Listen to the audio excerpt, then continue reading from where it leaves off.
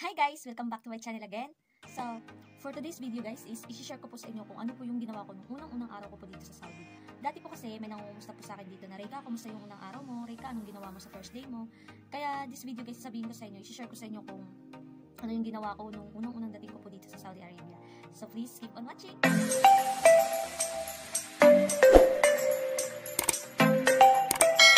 So ito na nga guys, so dumating po ako dito sa Saudi Arabia is September 7, 2019, 5 AM. O, diba? Kasi memorize ko talaga yung araw na yun. Madaling araw po akong dumating sa Dammam Airport. Tapos, pagkatapos po doon, ay dumiretso po ako sa immigration para tingnan po yung passport mo. Tapos, bibigay lang yung passport. Tapos, titingnan lang nila yung fingerprint mo, yung picture mo. Wala lang masyadong tanong. Parang i-confirm lang nila ako, ikaw ba talaga yung nasa passport? Tapos, guys, nung unang dating ko talaga din sa Dammam Airport, masasabi ko na talaga siya, wow. Oh my God! Nakikita ko guys, lahat ng tailor talaga dun guys is puro lalaki. Tapos, nakaputi sila, yung tinatawag nilang tob, yung puti na damit. Tapos yung pula nila na parang shawl sa atin. Yun, tapos yung maitim. Puro lalaki talaga guys, nakikita mo sa nakalamesa, wala pong babae. Kaya sabi ko talaga nasa Saudi na ako. Tapos yun guys, tapos yung pagkatapos tingnan yung passport, wala naman po masyadong tanong. Is, didiretso po kayo sa isang kwarto. Ilalagay kayo sa isang kwarto. Eh tayo is bago pa, tanga-tanga rin minsan. Dumiretso po ako sa kwarto guys, hindi ko nakuha yung bag ko. Naiwan ko po dun sa may parang umiikot na kukunin yung bag mo. Naiwan ko po yun dun yung bag ko. Akala ko po kasi, pag nakapasok po ako dun sa kwarto na yun, is makakalabas pa ako. Eh hindi na po pala, pwede pang lumabas. Pag nakapasok ka dun sa kwarto is, hindi ka na pwedeng lumabas kapag wala kang sundo. So pagpasok mo dun sa kwarto guys, is doon, halo-halo na guys. Indonesian, Kenya, Pilipina, tapos Sri Lanka, ganun. Basta halo-halong lahi na siya dun guys. Makakalabas ka lang pala dun sa kwarto na yun pag may sundo ka na or sunduin ka na ng amo mo or driver, ganun, taga-agency nyo, ganun. So, bali na sundo ako guys is 12 PM na ng tanghali. So, nag-antay ako guys ng 7 hours dun sa kwarto na yun. Buti na lang guys is meron akong dalang biskwit, tsaka tubig, tsaka yung parang mamoy sa atin na naka-plastic yung mundi. O may dala ako nun guys. Kaya yun lang yung kinakain ko, tapos yung tubig, ganun lang. Tapos, marami din akong biskwit na baon nun. Tapos, is kasi matagal pa kami guys. Kala namin, is makakapunan pa kami o magagabihan. May isa akong kaibigan na may pera siya sa Pilipinas na Philippine money. Tapos, timing din kasi guys, kasi yung cleaners pala dun sa kwarto na yun is mga Pilipina. Oo. Nakakalabas sila, labas-pasok sila sa kwarto na yun kasi mga cleaners sila. Dapat ay nagbigay yung friend ko ng 500 para ibili ng pagkain na kanin tsaka ulam. Sabi ng mga Pilipina is alas 12 pa daw magbubukas yung mga fast food. Tapos akala namin is matagal pa kami masusundo, is binigay ng kaibigan ko. Kasi alam din daw nila kung saan pwede magpa-change ng pera tsaka bibili na rin ng pagkain diretso. Tapos guys, binigay na namin. Isakto guys, alas 12 ng tanghali, sabay kaming sinundo. Sabay na kaming sinundo. May sumundo sa kanya, may sumundo na rin sa akin. So nagbili na lang kami dun sa mga Pilipinang naiwan na pag dumating yung pagkain, sila na lang yung kakain. Tapos yun guys, yun, sinundo na ako ng isang lalaki. Ang akala ko guys is, yun yung amo ko. Pagkatingin ko sa kanya, sabi ko, para namang antong walang dating, simple na lang. Kasi wala ko siya kadating guys, sabi ko, ano ba naman itong amo ko? Hindi ko kasi alam na, hindi ko pala yung amo. Kasi yun, nung paglabas namin sa kwarto guys, syempre hinanap ko muna yung bag ko guys, kung saan yung nalagay. Nagtanong-tanong kami kung saan pwede kunin, ganun. Sa awa ng Diyos guys, yung bag ko, sa 4 na gulong 3 na lang. Siguro sa yun, sa pagbiyahe, natapon lang nila yun yung mga bag, hindi naman talaga nila i-arrange yun. Mahaba yung biyahe ko that time. Kaya siguro sumuko siya. Tapos yun, nakuha na namin yung bag ko guys. Tapos lumabas na kami, naghiwalay na kami ng kaibigan ko. Tapos paglabas ko, doon may nakita akong isang van, yung pala yung sasakyan namin, yung puting van. Sabi ko, tapos guys, yung puting van pa talaga, sobrang luma na, parang kulang na lang kakalakal yung van. Sasakyan to. Sabi ko, amo ko, anong yata ito? Tawag nito, sobrang yata nitong hindi yata tumayaman sa isip-isip ko. Tapos pero may nakita ko guys, na pangalan ng agency ko dito sa Saudi. Pero hindi naman ako nagtanong sa kanya kasi sa Arabic kasi siya guys, tsaka wala siya kaming English. Wala kaming imigan. Tapos pagdating namin, sumakay na kami guys sa van. Yung laking van guys, ako lang sakay tsaka siya. Tapos sa isang sumakay na kami. Huminto siya sa isang snackan. O binilhan niya ako ng 2 shawarma, tapos tubig tsaka juice. Sabi niya, kumain ka muna, baka gutom na raw ako, sabi niya sa akin. Tapos kumain naman ako guys, kalahati lang kinain ko kasi biyahe nga, parang napagod na rin ako sa kakabiyahe. Tapos uminom ako tubig. Tapos sabi niya sa akin guys is, matulog ka muna kasi medyo malayo pa yung biyahe natin. Siyempre guys, hindi ako natulog. Natutulog ko naman ako ng hindi ko naman siya kilala. Tapos ako lang mag-isa, wala akong kasama. Tapos, oh my God! Puro bundok. Wala akong nakikitang bahay talaga guys. Tapos kami lang nagdala. Siyempre, takot ako that time kasi hindi ko siya kilala. Isa-isip ko, baka saan ako dalhin itong taong to. Kaya hindi ako natulog hanggang sa dumating talaga kami dun sa parang city na pala, yung pala talaga yung ano namin, yung lugar na pupuntahan ko dito, yung Alhasa Kufuf, o parang sakop na rin siya sa Damam. Medyo, ano siya guys, galing Damam is 1.5 hour lang talaga siya kung tatakbuhin. Kaso nag-shortcut yung taong hindi ko alam kung saan nagpunta.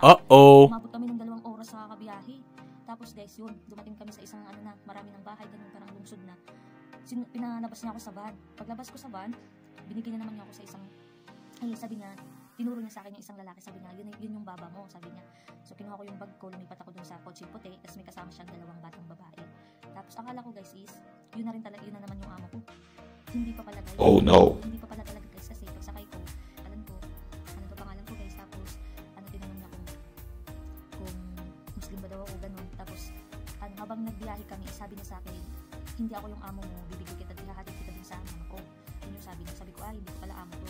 Ano lang pala to, sundo lang pala sa akin, bali anak lang pala ng amo. Tapos yun guys, ano, dumating na kami sa bahay. Paglabas ko talaga guys sa sasakyan, is yun talagang bumungad ko yung bahay. Sobrang laki. Yung nakita niyo sa akin, yung nakita niyo sa vlog ko na sobrang laki bahay. Yun yung bumungad sa akin. Sabi ko, Oh my God. laki talaga yung bahay. Sabi ko, paano ko to lilinisin? Yun agad yung nasa isip ko. Pagpasok namin dun guys is sinalubong agad ako ng amo kong babae. Syempre, may pinag-aralan din na yun tayo sa OWA pag nakita natin yung amo natin. So nag-rate ako guys ng Assalamualaikum. Tapos sabi namin Madam Salam, tapos anong pangalan mo? Tapos Muslim ka ba? Yun yung tinanong sa akin. Sabi ko, hindi po ako Muslim, ganun. Wala na siya masyadong chika guys kasi hindi rin pala siya marunong mag-English. Hindi siya na. So, tapos guys is, tinawag yung kasama ko dito. May kasama kasi ako dito guys is Bangladesh. Bangladesh siya guys. Mga 40 plus na siya. Medyo may edad na rin. Tapos tinawag niya yun guys dun sa labas ng kusina para pakainin ako. So, pumunta ako dun sa labas ng kusina guys. Pinakain ako. Sakto din, yung hinanda niya is kabsa. So, syempre guys, bago rin tayo kasi nga, diba, wala naman tayong pagkain na ganun sa Pilipinas. So, kumain na ako konti guys. Tapos, pagkatapos kong kumain is pinakit ako dito sa taas, dito sa kwarto para maligo daw. Tapos, magpahinga konti. So, pagkatapos kong kumain guys, umakit kami dito sa kwarto. Naligo ako, tapos nagpahinga ako konti. Mga 2 PM na ako nakarating dito sa bahay nila guys. Tapos, pag-akit namin dito sa kwarto, sakto mga 4 PM guys, umakyat yung among babae dito sa kwarto. So, yung pahinga ko guys is mga 1 hour lang kasi 2 PM akong nagpahinga, 2 PM ako umakyat, tapos umakyat ulit siya ng 4 PM. Umakyat siya guys, tapos ginising niya ako. Pagkagising niya sa akin, pinabuksan niya yung bag ko, yung Oh no. Tinignan niya lahat ng gamit ko, kung anong dala ko, kung anong yung mga nasa kahit maliliit na bag guys, pinapabuksan niya para matingnan niya kung anong laman ng bag ko yun. Tapos, pagkatapos ng tingnan guys, pinahanap niya yung kasama ko ng damit na susuotin ko, bali uniform. Tapos yung nakita na siya ng damit, sinuot ko na, tapos pinababa niya na ako dun sa baba guys. So na, tawag dun, simula na ng bakbakan guys. Pagbaba ko guys sa baba, unang-una ko talaga nilinis is yung kwarto nila mag-asawa. Kaya nilinis ko yung buong kwarto nila, yung CR na nilinis ko, tapos pinunta na namin yung isang kwarto ng anak niya na lalaki, yun nilinis ko rin yun, kasi pala medyo matagal din sila nagkakaroon ng katulong, kaya medyo madumi-dumi na rin yung mga kwarto nila. So sakto guys, yung gabing yun is dumating yung amo kong lalaki. Pagdating ng amo kong lalaki, bumaba yung amo kong babae dun sa sala sa baba. Tapos tinawag ako, bumaba rin ako, tapos nag-usap kami ni Baba. Marunong naman si Baba konti ng English, tapos andyan din si Madam, andyan yung mga anak niya nakapaligid, pinaligiran nila ako. Tapos tinanong ko anong pangalan ko, ganun, nag-English din si Baba. Tapos sakto talaga guys, nung nakausap ko si Baba, isa talaga, pinakauna ko talagang na-request guys is, pakunikin niyo po ako ng wifi. Oh yeah. Ako na nakarating na ako dito. Yun talaga yung una-una kong na-request guys. Sabi naman ng amo kong lalaki, walang problema, papakunik kita. Tapos tinawag niya yung anak niyang babae. Tapos pinakuha yung cellphone ko guys dito sa taas sa kwarto. Kasi unang-unang dating ko guys is pinagbawalan ko ng cellphone. Mga 1 week siguro guys na hindi ko pwedeng dalhin yung cellphone ko sa baba pagtrabaho na. Pag start na ng trabaho sa umaga, yung cellphone ko is nasa taas lang. Hindi ko siya pwedeng dalhin sa baba. So nung nag-ano na ako guys, yung 1 month na ako guys dito, siguro medyo nakakaintindi na ako ng konting Arabic. Yun, nalilhan na ako ng sarili kong SIM. Tapos, yun, ina-allowed na ako na magdala ng cellphone sa baba. Pero nagtatago pa rin ako pag nag-chat ako, ganun. Hindi katulad ngayon guys na nagtagal na ako, na kahit nandyan yung amo ko, pwede na ako mag-cellphone, ganun. Dati hindi. Bawal kasi bago pa nga din ako. Tapos, yun, nakakonect naman ako sa wifi guys. Pero yung wifi nila guys is, kasi hindi nakakaabot sa kwarto. Kasi na, 3rd floor kami, tapos yung wifi yun, sa 2nd floor lang. So dati guys, tumatawag ako sa mga pamilya ko is, lumalabas pa ako sa kwarto ko. Tapos dun ako sa banda ng kwarto nila, dun sa site na alam ko malapit sa kwarto nila, doon nagkaka-wifi doon. Tapos doon ako guys sa labas, nagpapa-signal ako sa wifi para makausap ko yung mga pamilya ko. Nagtsaga ako nung guys, mga 1 month siguro akong nagtsaga ng ganun. Kasi hindi pa ako nila binilhan ng SIM. Tsaka wala silang wifi dito na malapit. Tapos pagkabukas guys ng umaga is, ginigising ako dito ng 7 a.m. or 7:30.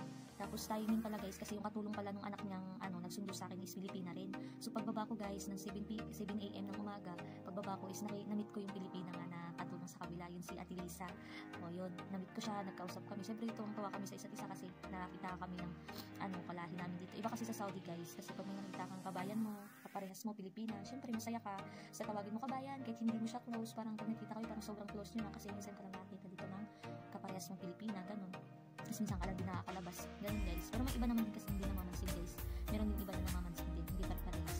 So yun, nagtabit kami ni ate, tapos nuro niya sa akin, ganito, ganyan gawin mo. Kasi kumbaga guys, yung nangyari, siya yung naging translator ko. Sasabihin ng amo ko sa kanya, tapos sasabihin niya sa akin. Kasi nga hindi pa ako nakakaintindi ng Arabic that time. Sobra talaga guys, sobrang hirap ng unang araw ko kasi walang marunong sa kanila mag-English, kundi yung amo ko lang na lalaki. Oo. Kasi hindi ko naman pwedeng kausapin yung amo kong lalaki. Kasi bawal yun, tsaka wala rin siya dito araw-araw sa bahay, nagtatrabaho. Kaya siya yung naging translator that time guys. So yun yung unang-unang experience ko guys dito sa Saudi. Hindi ko na siya pwedeng habain kasi sobrang haba na kong buong story. Yun lang yung unang experience ko guys dito. Yun yung share ko sa inyo. So kung meron man po kayong, so sino yung gusto kong gumawa ng video na ganito, yung gusto nang i-share nila yung first day nila dito sa Saudi Arabia is comment down below lang po. Isa ko po yung babasahin. Sigurado po napakasaya po yung basahin, tsaka nakakatuwa po yung basahin yung mga experience natin dito nung unang-una natin dating dito sa Saudi. Yung mga experience natin sa mga amo natin. Asawa ng Diyos guys is 1 year and 3 months na po ako dito sa dami pong mga experience, dami pang nangyari dito sa bahay na to, dami pang nangyari sa buhay ko dito sa bahay na to. Hindi ko na po masabi sa inyong lahat kasi sobrang haba na po ng video na ginawa ko. So promise ko po sa inyo, re-replyan ko po kayo. So yun lang po. Maraming salamat po sa mga nakinig tsaka nanood sa video na to.